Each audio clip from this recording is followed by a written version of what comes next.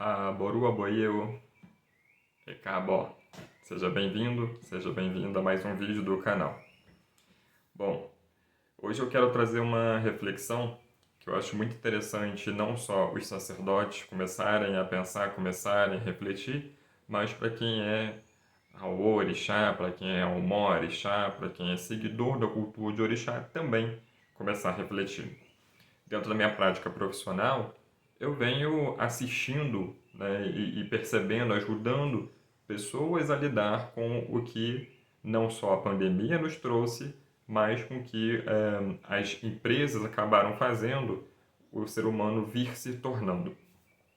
Tem sido muito comum as pessoas adoecerem psiquicamente, adoecerem fisicamente, por conta da aceleração do nosso dia a dia. Vou dar um exemplo. Quantas e quantas vezes a mulher, para conseguir assumir uma postura melhor dentro de uma empresa, teve que se embrutecer, teve que correr, teve que abandonar a sua casa de uma maneira é, diferente da qual ela normalmente veria. E aqui eu não estou querendo ser sexista, né, separar o que tange a homens ou a mulheres, mas para perceber que até mesmo nós homens acabamos adoecendo por conta de uma prática de correria, por exemplo, né? Seja para entregar em números, seja para entregar de fato o nosso trabalho ou para qualquer motivo que seja. E aí você pode me perguntar, mas babá, o que isso tem a ver com o culto de orixá? Bom, então a gente vai falar sobre o que Orumilá vem nos ensinando, sobre Suru, Eiku Suru, seja paciente, tenha paciência, não vamos ter pressa para realizar aquilo que a gente deseja alcançar, né? Mas, babá, tem também a empresa ali que fica me cobrando. Sim, só que a gente precisa entender o que é saudável para a gente, né? Então, por exemplo, eu não tenho uma empresa me dominando porque eu sou autônomo. Porém, se eu ficar à mercê do que determinadas pessoas querem colocar na minha agenda, eu vou acabar abrindo demais a minha agenda, lucrando com isso, mas pode ser que esse dinheiro não seja tão bem abençoado ao ponto dele me render. Pode ser que eu tenha perdas, pode ser que eu venha a ter problemas de saúde e gastando o dinheiro muito mais do que estaria gastando se eu tivesse uma agenda melhor equilibrada. Então, quando a gente pensa na rotina, quando a gente pensa na agilidade que a gente vive a nossa vida, a gente pensa na falta de saúde que a gente vive a nossa vida, saúde física, mental e espiritual. Porque se eu tenho pressa, o meu ori, ele também vai querer, vai ter a necessidade, na verdade, de ser melhor cuidado, de ser apaziguado, de ser equilibrado de uma maneira que ele sustente a minha vida aqui no trabalho.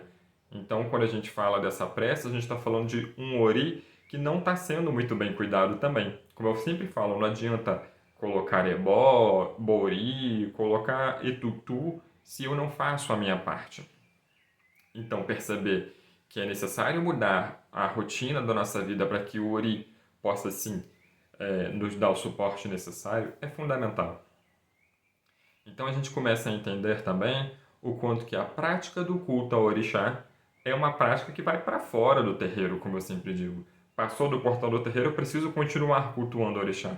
Eu preciso continuar entendendo o quanto que é necessário mudar a forma como eu vivo a minha vida para alcançar um melhor destino, um melhor objetivo. Vou dar um outro exemplo aqui. Outro exemplo não, na verdade, vou continuar o mesmo exemplo. E aí, se eu vou lá, faço o bori. Se eu vou lá e continuo com a minha agenda louca, desorganizada, sem tempo para mim, eu quero ter Ireaiku, eu quero ter longevidade, eu quero ter saúde, eu quero ter progresso. Aonde? Como? E de que maneira eu vou usufruir disso? Seja do dinheiro, seja do meu trabalho, seja dos rituais, seja do que for, de que maneira eu vou usufruir? Então eu deito na cama já agitado, eu acordo agitado, eu não faço nada, ou melhor, eu tento fazer de tudo e não consigo fazer nada. Tudo isso tem a ver sim com o culto ao orixá.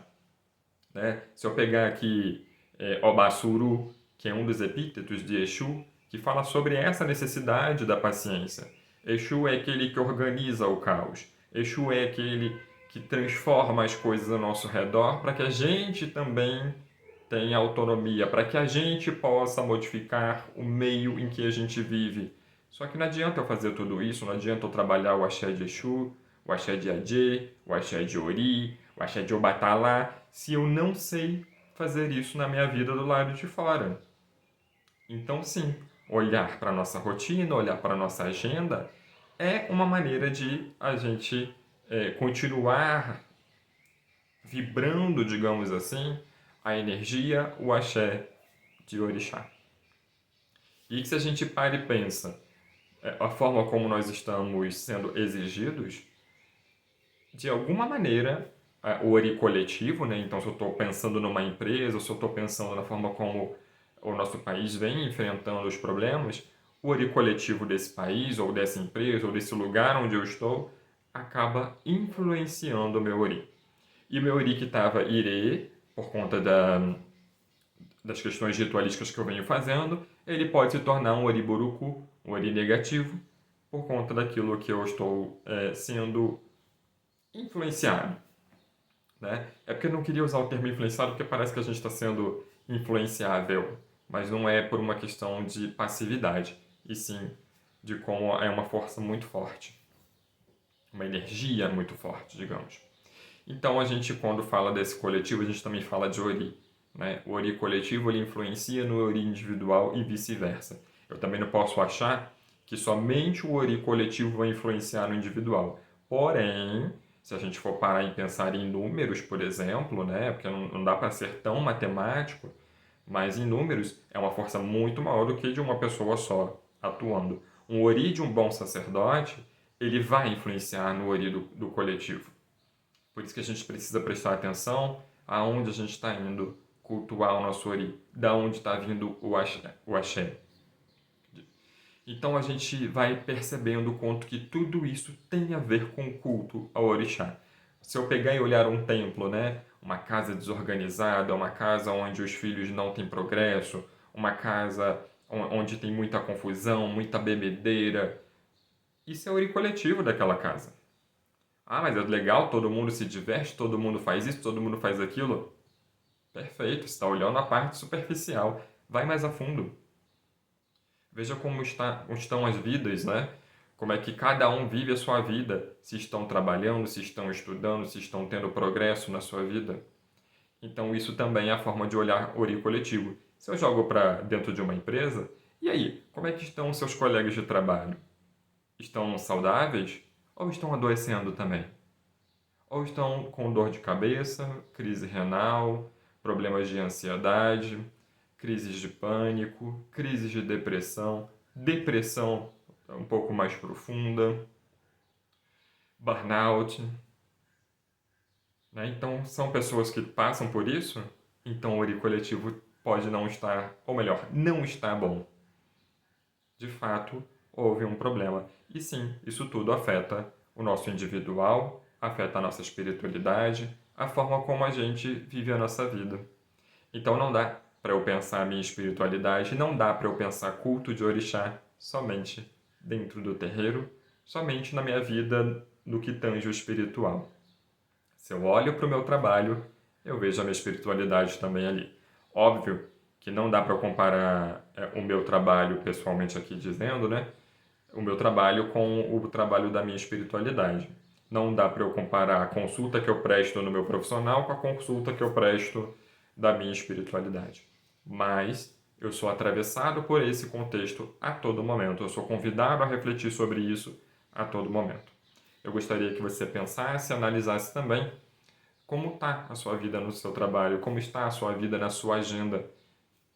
Está se deixando para depois? Está esquecendo de marcar seus médicos? Esquecendo de tomar seus remédios? Esquecendo de parar e respirar entre os intervalos do trabalho? Então é bem provável que você esteja esquecendo da sua espiritualidade, que você esteja com oriburuku, que as coisas boas não estejam alcançando a sua vida, justamente por conta dessa interferência do externo com o interno, essa interferência do coletivo para o individual, essa interferência até na sua espiritualidade. Vamos pensar um pouco, vamos entender o conceito de Ori, entender que Ori não é só a minha cabeça, vai para além disso, na minha cabeça estão guardados ali os conceitos espirituais de Ori, o meu destino, tudo que eu preciso passar e já passei nessa vida, mas que vai para além disso também. Afinal, como eu disse, o coletivo afeta no individual. Eu te vejo no próximo vídeo. Eu espero que você tenha gostado desse conteúdo, que eu possa fazer outros vídeos, né, em relação a esse conteúdo também, e que você possa curtir e compartilhar. Eu tenho certeza que existe uma outra pessoa precisando entender sobre o Ori coletivo, sobre o Ori individual, sobre rotina e sobre culto de orixá. Então compartilhe pelo menos com essa pessoa. Assim você pode ajudar essa pessoa a sair dessa rotina desenfreada. Curta, comente e compartilhe. Aboru, aboieu, odabó.